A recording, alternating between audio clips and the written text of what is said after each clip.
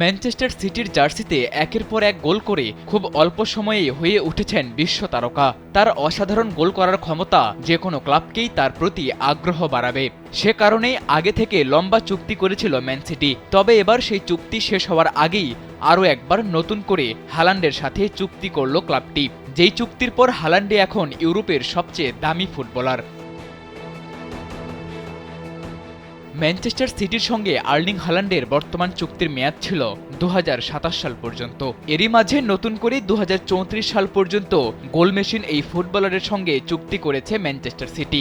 জানা গেছে নতুন এই চুক্তিতে প্রতি সপ্তাহে প্রায় 4,74,000 ইউরো থেকে 6 লাখ ইউরো পর্যন্ত আয় করবেন সিটির এই স্ট্রাইকার। সিজন শেষে যেই অঙ্কটা দাঁড়াবে প্রায় 30 মিলিয়নে।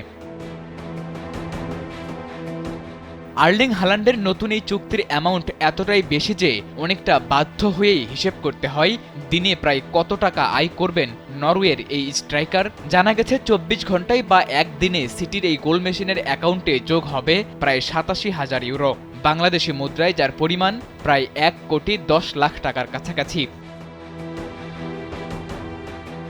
ম্যানচেস্টার সিটির সাথে আর্লিং হালান্ডের নতুন এই চুক্তির পর হালান্ড প্রিমিয়ার লিগের সবচেয়ে দামি ফুটবলার বনে গেছেন ঠিকই, কিন্তু ক্রিশ্চিয়ানো রোনালদোর সাথে বিবেচনা করলে আল নাসরের সাথে তার চুক্তির তুলনায় এই চুক্তি কিছুই নয়। হালান্ডের দৈনিক বেতন যেখানে মাত্র 1,10,00,000 টাকা, সেখানে রোনালদোর জন্য সৌদি ক্লাবটি নিয়ে বসে আছে প্রায় 6,26,00,000 টাকা। তবে ম্যানচেস্টার সিটি হালান্ডকে যে পরিমাণ টাকা দিয়ে নিজের করে রাখছে তার থেকে বেশি তো দূরে থাক, সেই সমপরিমাণ টাকা দেওয়াও যে অনেক ক্লাবের পক্ষে একরকম অসম্ভব।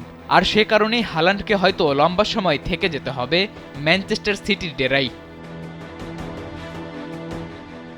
সাদাতুর রাফি, কালবেলা।